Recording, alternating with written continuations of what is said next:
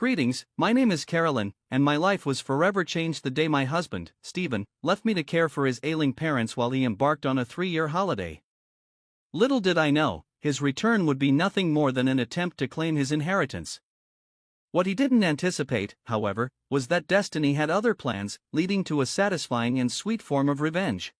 When Stephen and I first met, I believed we shared something profound. Our relationship began after I lost my first husband to cancer, spending 6 years in mourning. It was my friends who encouraged me to try dating again. After some time chatting online, Stephen and I decided to meet in person, and it wasn't long before our dates led to his proposal 3 years later. Stephen made a point of including my daughter, Teresa, in every aspect of our lives. Teresa, who was just 5 when her biological father died, quickly formed a close bond with Stephen. The two became inseparable, and for me, it felt like a dream come true. We envisioned a future filled with grand dreams, raising Teresa, buying our own home, and traveling the world. But 8 years into our marriage, Stephen's parents, Judy and Roy, fell seriously ill, requiring constant care and medical attention. It was then that Stephen approached me with a difficult request. "Carolyn, I need to talk to you about something important," Stephen said, his voice tinged with nervousness. "What is it, Stephen?" I asked, sensing the seriousness in his tone. "You know my parents aren't doing well," he began. "They need a lot of care, and neither one of them can take care of the other." "I understand," I said, my voice filled with empathy. "It's heartbreaking, and I wish there was something more we could do." "That's just it, Carolyn," he replied. "They're my parents, and I can't turn my back on them. I need your help." "I know, Stephen," I said. "That's why I thought we could put them in a nursing home. They'd get the care they need, and if cost is an issue, we'll manage somehow." "It's not about the cost," he said, hesitating. "I was thinking of something else." "What are you suggesting?" I asked, already bracing myself for something difficult. "Could we have them move in with us? I want to take care of them, but I need your help." I hesitated, feeling overwhelmed. Between work, taking care of Teresa, and everything else, it already felt like a lot. But Stephen reassured me. "Don't worry, Carolyn," he said. "You won't have to handle everything alone. I'll be here, putting in as much work as you are. I promise." Convinced by his words, I agreed. "Okay, let's do it. I care about Judy and Roy, and Teresa would love to have her grandparents close by." "Thank you, Carolyn. I won't let you down," Stephen promised. Having cared for my late husband, I wasn't unfamiliar with the demands of caregiving. Judy, suffering from a severe autoimmune disease, was bedridden and needed specialized care. Roy, with a chronic heart condition, required constant monitoring. Their health quickly became our top priority, and at first, Stephen seemed committed to sharing the burden with me. But over time, things began to change. The sleepless nights, hospital visits, and constant demands of caregiving took their toll on both of us. Yet, we pushed forward. But as weeks turned into months, Stephen's dedication waned. His missed medical appointments and growing disinterest became hard to ignore. It felt like I was the only one carrying the weight. 3 years into this caregiving journey, Stephen announced yet another business trip, this one lasting 3 weeks. That was the final straw. "How can you just leave us now, Stephen? Your parents need us, and you're walking away like it doesn't matter," I exclaimed, frustration bubbling over. "Oh, here we go again," Stephen shot back. "Why am I always painted as the villain? I have important work to do. It's not like I'm abandoning them forever." Teresa, upset, chimed in. "Dad, you can't keep doing this. Grandma and Grandpa need us, and you're always gone. It's not fair. Do you think I enjoy this? Do you think I don't understand the situation?" Stephen retorted, his voice defensive. "I have responsibilities too." "Responsibilities?" I questioned. "What responsibilities? You've been absent for so long. Meanwhile, your parents are getting worse, and you seem to not care. How dare you say that?" "I'm trying to balance everything, my career, our family." "It's not easy managing it all," Stephen argued. "It's not about balancing, Dad. It's about prioritizing. You should be here when your family needs you the most, but instead, you're always putting yourself first, Teresa said, her voice filled with emotion. I'm doing this for us. For a better future. Stephen claimed, but his words seemed hollow. A better future by abandoning your parents in their time of need? I countered. You're tearing this family apart. Teresa stood by my side, defending me. Mom has been here the whole time, taking care of Grandma and Grandpa. You're the one who's been absent. Teresa's right, Stephen. I've done everything I could to care for your parents, I said, my heart heavy. I thought you'd be here with me, but I was wrong. It was then I realized I had been carrying the weight alone for too long. The scales were tipping, and I was no longer going to let him walk away from his responsibilities. I said, my voice thick with sorrow, perhaps I'm tired of always putting others first. Maybe it's time I start prioritizing my own needs for once. It looks like you'll have to manage without me. Stephen's tone grew sharp, and his resolve was clear. Is this it then? You're just walking away from your parents? I asked, disbelief clouding my words. It's time I take a step back and reassess everything, Stephen said firmly. This isn't the life I envisioned for myself. I need space to think. Without another word, Stephen retreated to our bedroom, hastily packing his things. His departure left a deep void, a stark reminder of the growing fractures in our family. Teresa and I sat in silence, watching him go. After Stephen left, guilt washed over me in waves. I wondered if I was the cause of his decision, if somehow my actions had pushed him to this point. Night after night, Teresa and I cried, reaching out to him in hopes of reconciliation, but our efforts were in vain.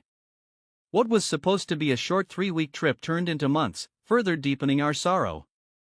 Judy and Roy, devastated by their son's absence, saw their health decline even more, and my role as their sole caregiver became even more taxing. Hospital visits, managing medications, and keeping up with the household became my new normal. As months turned into a year, I resolved to move past my grief over Stephen's absence. My focus shifted entirely to caring for Judy and Roy, supporting Teresa, and navigating the overwhelming responsibilities that came with it. Though the weight was heavy, I found a surprising strength in the process. In Stephen's absence, I became the pillar of resilience for Judy, Roy, and Teresa. Over time, I grew in my caregiving role, becoming not only their family by marriage, but their primary caregiver and unwavering supporter. Our bond deepened, rooted in my dedication to their well-being.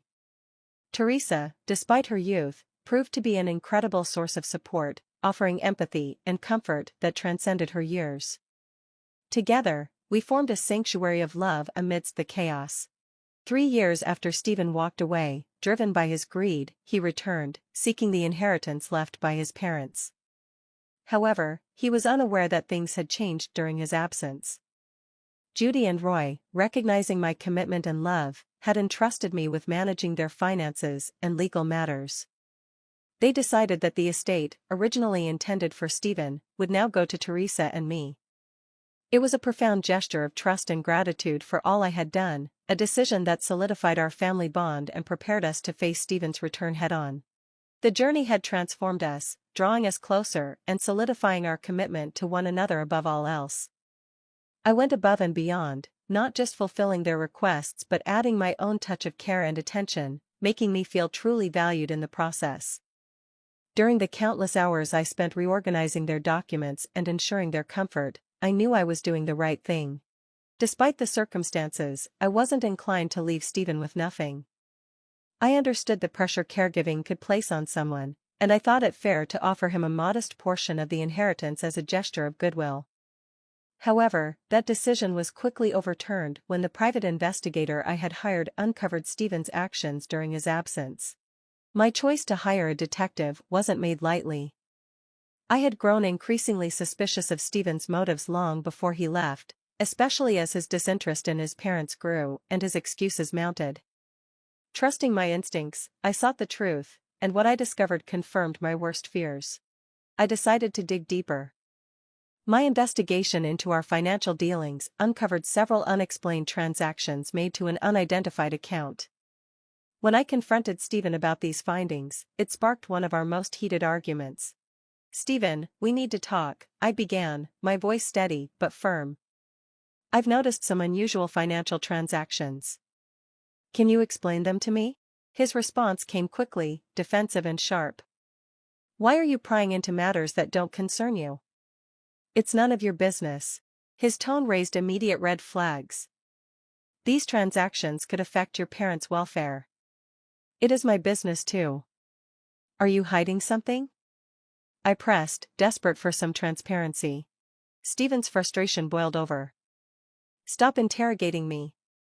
Can't you just trust me for once? Trust you? I shot back. Your parents are dependent on us. If you're involved in something risky, it's my right to know. It affects all of us. Stephen waved me off.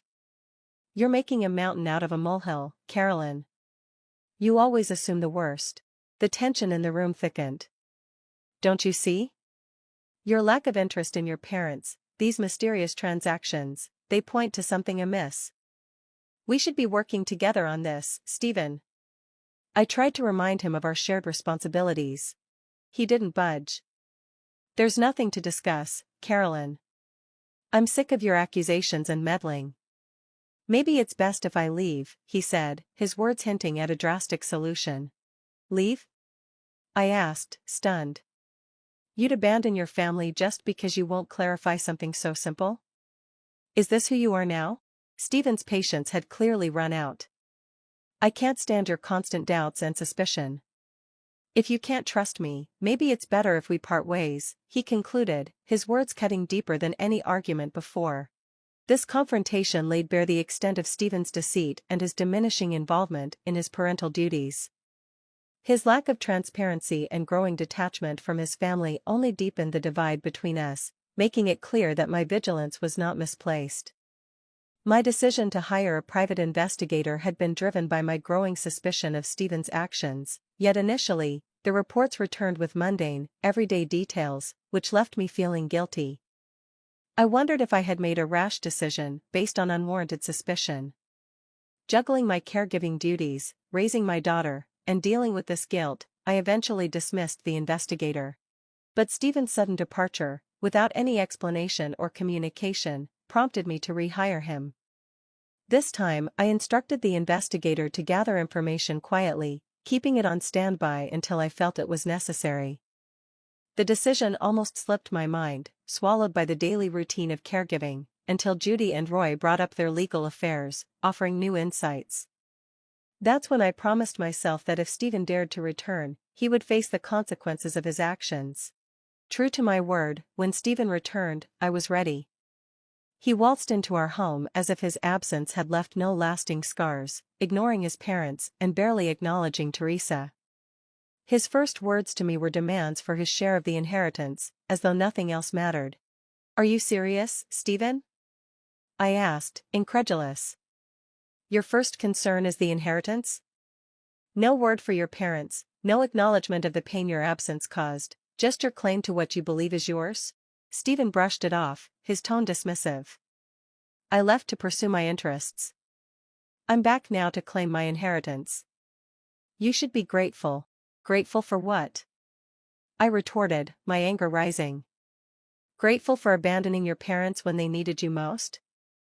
For leaving me to handle everything alone? You have some nerve.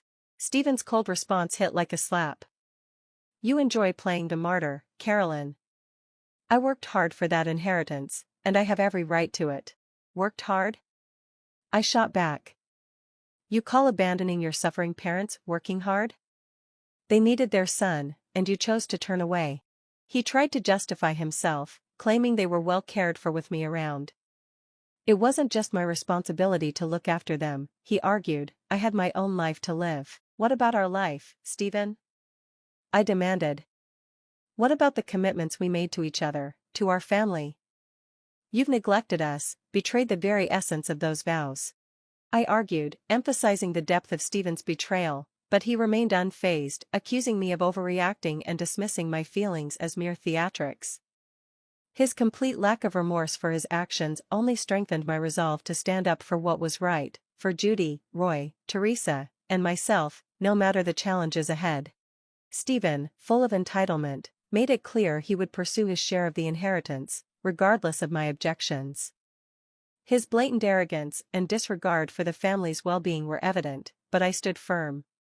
Stephen, your true nature is now undeniable. Your indifference has hurt us deeply, but I will not allow you to exploit your parents. They deserve more respect and care than you've ever shown, I declared, determined to protect their legacy. Good luck trying to stop me, Carolyn. You'll realize it's not that simple. I always secure what's mine, Stephen retorted smugly, confident he could bulldoze through any opposition. His smugness was something I was ready to challenge, knowing his arrogance would soon meet a decisive blow.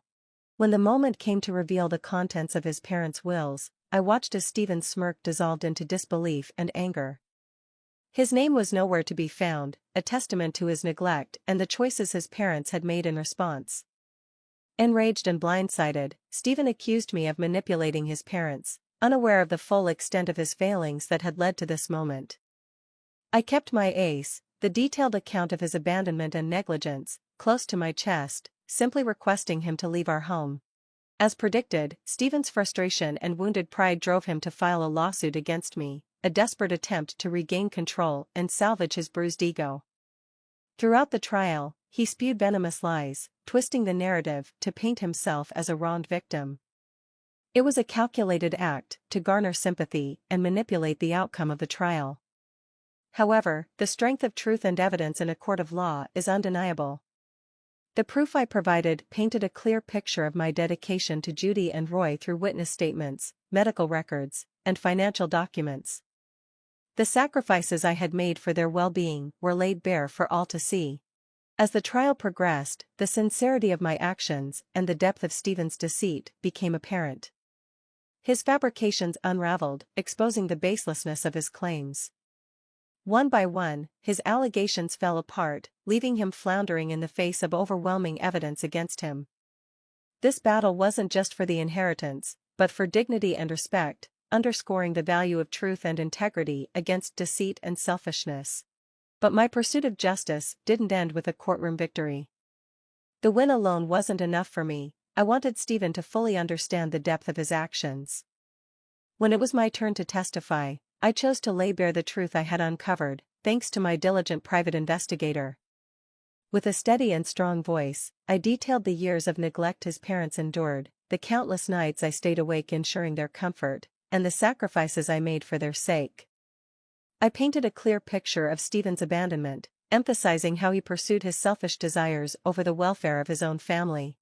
Then came the revelation that shocked everyone in the courtroom. Stephen's so-called business trips and vacations were a facade for his affair with another woman.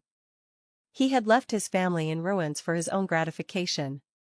Stephen's defense scrambled, attempting to dismiss my claims as fabrications, but the evidence was overwhelming. Text messages, emails, photographs, and financial records all pointed to the undeniable truth. Stephen was left speechless, his secrets exposed for all to see. But I didn't stop there. My lawyer introduced a surprise witness, Stephen's secret partner. The moment she took the stand, the color drained from Stephen's face, a clear sign of his guilt. It became evident that Stephen had not been fully honest with his legal team, as his lawyer's expressions fluctuated between disbelief and disapproval. I had learned that Stephen's partner was none other than an ex-girlfriend from before our time together. Upon discovering her identity and her role in Stephen's double life, I reached out to her, and we conspired to keep her involvement a secret until the trial to avoid arousing Stephen's suspicion. She agreed to testify against him, revealing their rekindled romance that had begun 4 years prior, their living arrangement under the pretense of a job transfer, and Stephen's false narrative of an impending inheritance. In a dramatic turn, she confronted Stephen in the courtroom, discarding the ring he had given her and severing ties with him publicly. The entire courtroom was shaken by the revelations, especially Judy and Roy, who were already weakened by their health conditions. They were visibly distraught by the betrayal, engulfed in a mix of disappointment and grief. This unveiling not only condemned Stephen's actions, but also highlighted the consequences of his choices, leaving a lasting impact on all who witnessed it. The truth, stark and unforgiving, had finally come to light, offering a semblance of justice to those wronged by his deceit. Winning the case wasn't enough for me. I felt Stephen needed to truly understand the impact of his actions. So, I stood up in court and shared everything I had learned from my investigator. I talked about the sleepless nights, the sacrifices I made to care for his sick parents. Then I revealed that Stephen had left us for another woman, shattering our family for selfish reasons. Stephen's lawyer tried to deny my claims, but we had solid proof, texts, emails, photos, and more, showing Stephen's true actions. When his affair partner was called as a surprise witness, Stephen was shocked. It seemed he hadn't been completely honest with his lawyer. I discovered the woman was Stephen's ex, and I reached out to her. We agreed she'd stay under the radar until the trial, to avoid suspicion. On the stand, she shared how Stephen had contacted her years ago, saying he missed her. They got back together, and he moved in with her, hiding the fact that he was married and had abandoned his parents. He even lied about expecting a big inheritance from his parents. In court, she confronted Stephen, threw her engagement ring at him, and told him to never contact her again. This revelation deeply affected everyone, especially Judy and Roy, who were already weakened by their illnesses. They felt a mix of disappointment and sadness, seeing the extent of Stephen's betrayal.